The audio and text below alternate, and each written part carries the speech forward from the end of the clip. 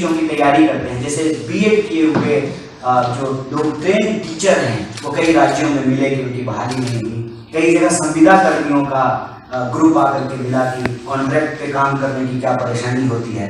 खास करके लॉकडाउन के बाद ये रियलाइज हुआ है कि अचानक से मैनेजमेंट कॉल करता है और कहता है कि अब कल से आप नौकरी मत करिए, तो उसकी पूरी की पूरी जिंदगी जो है वो अंधकार में चली जाती है। उसने ईएमआई पे अपना जो है वॉशिंग मशीन से लेकर के कार से लेकर के घर तक ले रखा है, तो वो फिर ईएमआई कैसे भरेगा। और आत्महत्या एक बहुत ही दुखद परिस्थिति हमारे देश में पैदा कर रहा है कि किसानों की आत्महत्या से मामला अब जवानों की आत्महत्या तक पहुंच गई। बेरोजगारी मिलती है, देश के लिए काम करता हूं। देखिए, एक तो नरेंद्र मोदी जी बहुत कुछ कहते हैं, आजकल जो है हम लोग उन चीज़ों पे जा नहीं रहे हैं, लेकिन भारत जोड़ो यात्रा से ये सवाल अलग है। लेकिन मैं भारत जोड़ो यात्रा से जोड़ करके इस सवाल का जवाब आपको देता हूँ। भारत जोड़ो यात्रा को लेकर के आप में से एक साथी ने सवाल किया कि राहुल जी की छवि पे लोगों का क्या नजरिया है, तो हमने ये कहा ना कि उनकी जो वास्तविकता थी वो वास्तविकता भी लोगों को नहीं मालूम था। मोदी जी का जो झूठ है ना वो भी लोगों को मालूम है। मसलन बीजेपी के प्रेसिडेंट ने कहा हिमाचल, अब आप ये देखिए कि एलआईसी में देश के आम लोगों का पैसा जमा है। एलआईसी का सबसे ज्यादा शेयर जो है वो अदानी जी के पास है। तो हमारा पैसा लेकर के आप अमीर हो रहे हैं और हमारे पास ना जॉब की गारंटी है, ना हमारे पैसे की गारंटी है, ना जो है हम जो हमारी जरूरत की चीजें हैं उसको हम एक्सेस कर पा रहे हैं। रोज महंगाई बढ़ रही है, तो ये चीजें हम लोगों को समझ में आ रही है।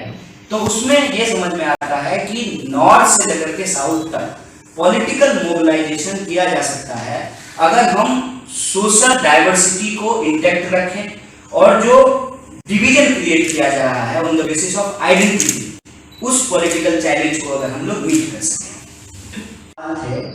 जो हर जगह, मतलब आप यूँ समझ लीजिए कि जैसे हम कर्नाटक में हैं तो वहाँ एक समूह जो है वो उन राज्यों से आया जहाँ हमारी यात्रा नहीं जा रही है, तो वो प्रतिनिधित्व भी जो है जो डेलीगेशन था वो भी यही सवाल कर रहा है। और महंगाई को लेकर के अक्रॉस द बोर्ड सारे लोगों ने जो है सवाल, ये दो मुद्दे बहुत प्रोमिनेंट हैं। इसके अलावा साउथ में हमने देखा कि एक और सवाल जो कि अब हम जब महाराष्ट्र आ गए हैं तो ये सवाल अब नहीं है, लेकिन साउथ में कहीं ना कहीं ये सवाल बार बार आ रहा था, फेडरलिज्म का क्वेश्चन। साउथ में इस सवाल को भी बहुत सारे लोगों ने आकर के उठाया कि हमारे साथ जो है कहीं ना कहीं सेंटर जो है वो पूरी तरीके से न्याय नहीं करता है। ये जो पॉलिटिकल डेलीगेशन होता था उसमें कई लोगों ने सवाल उठाए, जो मुझे लगता है कि अलग सवाल है।